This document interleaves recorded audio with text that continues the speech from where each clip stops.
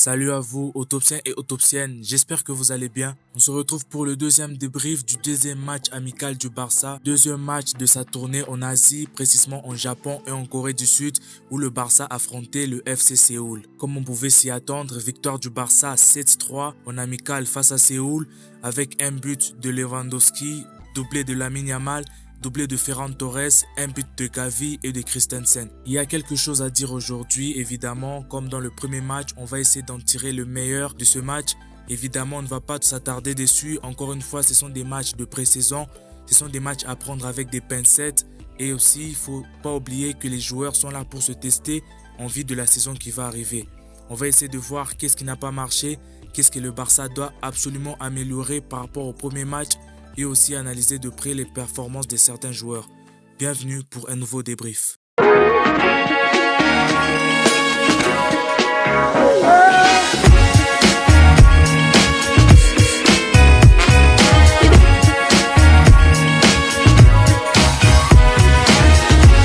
Alors la première chose à noter en première mi-temps, c'est d'abord le pressing du Barça. On a vu un Barça très haut en première mi-temps et un Barça très offensif. On a vu aussi une vraie volonté du Barça de chercher Lamine Yamal. Lamine Yamal était beaucoup sollicité sur son côté. Et aussi, surtout un détail aussi, c'est Robert Lewandowski. On a vu un Robert Lewandowski qui décrochait carrément.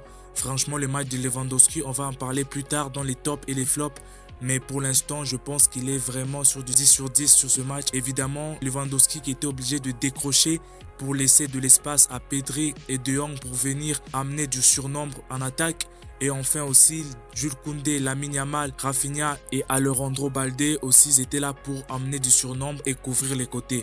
Grâce à ça, le Barça a pu marquer les deux premiers buts avant de se faire rejoindre encore une fois. Ça nous fait une très bonne transition pour parler encore une fois de toujours les mêmes problèmes en défense. Après un mauvais positionnement de Koubarsi et une perte de balle de Lamine Yamal, le FC Séoul a pu revenir à 2-1 et ensuite à 2-2. Honnêtement, on va parler d'abord de cette défense, trop des pertes de balles dans les zones clés du terrain. Franchement, la défense, j'ai l'impression qu'il y a vraiment beaucoup de doutes. Araujo Koubarsi, vraiment, c'est une paire qui est incompatible. La relance de Araujo, elle est catastrophique. Le positionnement de Koubarsi, désastreux. Il y a vraiment un problème au niveau de la défense et c'est maintenant qu'il faut le corriger. Même si ça reste un match de pré-saison, on le sait, les défauts de l'équipe deviennent de plus en plus évidents. Lors du premier match, je vous avais parlé encore une fois de la défense. Et là, encore une fois, toujours les mêmes problèmes défensifs. Et ça doit devenir une priorité pour le Barça et pour Hansi Flick de corriger ces erreurs-là avant le début de saison. On se rappelle aussi de la saison passée. En fin de saison, le Barça encaissait beaucoup de buts, notamment face à l'Inter où tu avais maximum 4 buts qui ne devaient pas être encaissés, mais que tu encaisses quand même à cause d'une défense assez catastrophique par moment. On va rapidement parler des tops et des flops avant d'accéder à la deuxième mi-temps. En top, je mets Pedri, Lamine Yamal, Lewandowski, De Jong, Ferran Torres et aussi Marcus Rashford. On va commencer par Lamine Yamal car on a déjà parlé de Robert Lewandowski. Le match de Lamine Yamal, franchement, encore une fois, on a vu tout ce que le crack est capable de faire. Dans le match précédent, j'ai vu beaucoup de gens le critiquer sur X et je l'ai même dit sur la vidéo, je ne trouvais pas ces critiques constructives. Et surtout lors du premier match de la saison, évidemment, un match amical de pré-saison.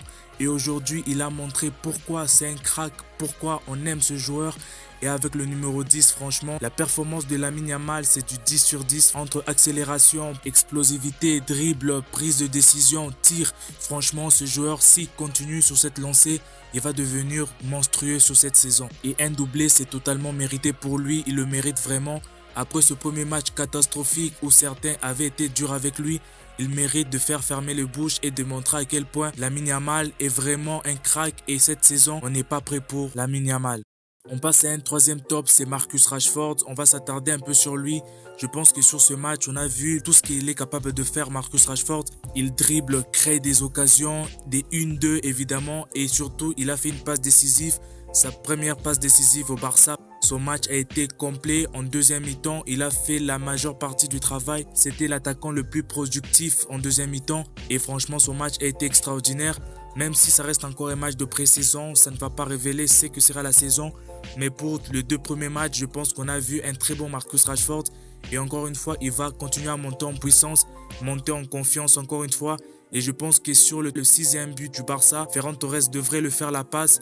Même s'il a préféré tirer mais je pense que Rashford a montré ses qualités et je suis vraiment content de son match. Et on va s'attarder avec un dernier constat, évidemment, c'est les deux équipes. À chaque fois, la deuxième équipe alignée en deuxième mi-temps est meilleure que la première équipe. On sent un vrai engagement, on sent un vrai pressing et surtout une certaine sérénité, que ce soit du gardien de but à l'attaquant. La deuxième équipe du match face à Vissel Kobe était déjà meilleure que la première équipe. Et ce match, encore une fois, on a vu la deuxième équipe plus impliquée, plus active, plus défensive, encore une fois, très agressive. L'intensité, elle était tellement incroyable que le FC Séoul n'a même pas su résister. Je vais parler encore une fois de Marc Casado et de Gavi. Cette paire, vraiment, ça a été l'intensité jusqu'au bout, du début de la deuxième mi-temps à la fin. Marc Casado a apporté un certain équilibre, il a apporté une certaine sérénité et une certaine connexion. Gavi, avec son intensité et surtout sa technique, il a apporté aussi de la créativité parce qu'avec la sortie de Pedri, le Barça se retrouve un peu nulle part. Et aussi les déséquilibres de Marcus Rashford sur la défense adverse et les décalages de Ferran Torres de temps en temps. Cette équipe du Barça de la deuxième mi-temps a été peut-être légèrement meilleure que celle de la première mi-temps. Encore une fois, c'est à Hansi Flick de voir ce qu'il faudra faire. Mais honnêtement, même en défense, j'ai oublié de le dire, le match de Christensen en défense, il est tout simplement symbolique. Deco, je pense qu'il doit voir ce genre de match et en tirer des conclusions claires sur Christensen. C'est vraiment un joueur clé de cette équipe du Barça.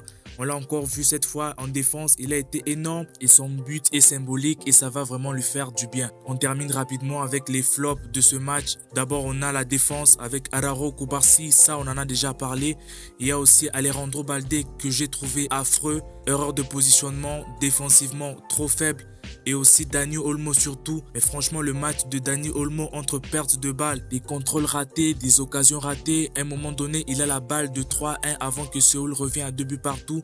Dani Olmo, depuis la fin de la saison dernière, ça fait un moment déjà qu'il est en baisse de niveau. Il doit vraiment remonter le niveau. On aura besoin de lui cette saison. L'entrée de Fermin Lopez a été exceptionnelle et c'est principalement l'un de ses concurrents à son poste. Et j'ai vraiment hâte de le voir remonter le niveau. Mais franchement, son match a été horrible. Voilà, c'était tout pour aujourd'hui, pour ce débrief. J'espère que vous avez regardé le match. Il était diffusé gratuitement sur YouTube. N'hésitez pas à me dire en commentaire ce que vous avez pensé du match. Est-ce que vous l'avez apprécié? Est-ce que vous inquiétez pour la défense du Barça? Le Barça en a quand même encaissé 3 buts, malgré les 7 buts marqués évidemment. Ça reste toujours un défaut, la défense, depuis la saison dernière. Moi, j'ai vraiment eu du plaisir à vous faire ce débrief. Merci d'avoir regardé la vidéo. Si mon travail et la chaîne te plaît, n'hésite surtout pas à t'abonner. C'est gratuit, ça ne prend même pas 2 secondes. Nous sommes de plus en plus nombreux et ça fait vraiment plaisir. C'est un tout nouveau projet que j'ai démarré. Il y aura des débriefs de vidéos autopsie, des vidéos mercato pour m'envoyer de la force. Le meilleur moyen pour toi est de t'abonner. Si des contenus comme celui-ci te plaît, n'hésite pas à activer la cloche de notification pour être prévenu lors des prochaines vidéos qui sortiront. Parce que des vidéos comme celle-ci, il y en aura beaucoup sur la chaîne. Merci à ceux qui le feront. Et moi, je vous dis à bientôt pour un nouveau débrief mercato ou autopsie. C'était Barça Autopsie. Visca Barça.